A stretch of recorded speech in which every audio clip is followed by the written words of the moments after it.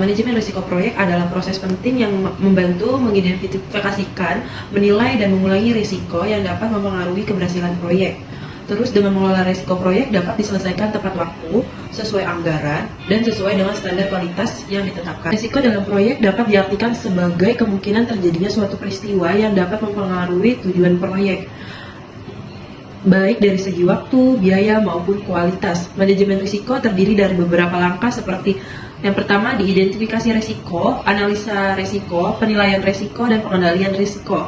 Dengan risiko manajemen yang baik, proyek dapat dijalankan dengan lebih efektif dan efisien sehingga dapat mencapai tujuan yang diinginkan. Selain itu, manajemen risiko juga dapat meningkatkan transparansi dan akuntabilitas proyek. Definisi risiko proyek. Risiko proyek adalah ketidakpastian yang berpotensi berdampak pada hasil proyek. Dampak ini bersifat positif atau negatif dan dapat mempengaruhi jadwal, anggaran, kualitas, atau bahkan keberhasilan keseluruh proyek. Dalam risiko proyek dapat terjadi dari berbagai faktor seperti perubahan pasar, paparan teknologi, dan perubahan kebijakan pemerintah. Oleh karena itu, manajemen risiko harus dilakukan dengan baik untuk menghindari kerugian besar dan memastikan keberhasilan proyek. Identifikasi risiko proyek. Tahap ini melibatkan penentuan faktor-faktor yang berpotensi menimbulkan ancaman terhadap keberhasilan proyek.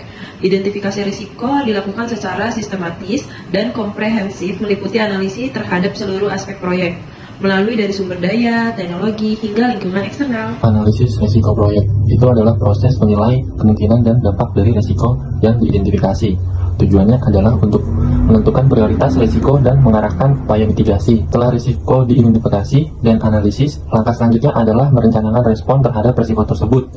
Perencanaan respon risiko melibatkan pemilihan strategi yang tepat untuk mengelola setiap risiko, baik dengan meminimalkan dampaknya, mengurangi kemungkinannya, atau menerimanya. Respon risiko yang telah direncanakan perlu diimplementasikan dengan tepat untuk meminimalkan dampak negatif potensi dari risiko proyek.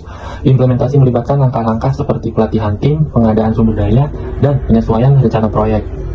Apa itu pemantauan dan pengendalian risiko? Yaitu proses berkelanjutan yang dilakukan sepanjang siklus hidup proyek.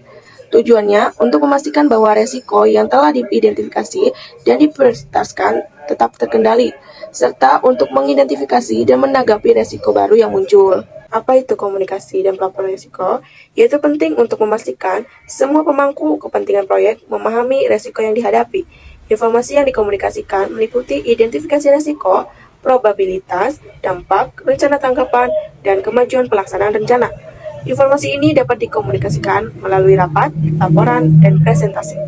Kasus pengelolaan resiko proyek yang dimana untuk dengan contoh nyatanya aja nih ya, pengelolaan resiko proyek dapat memberikan pembelajaran berharga.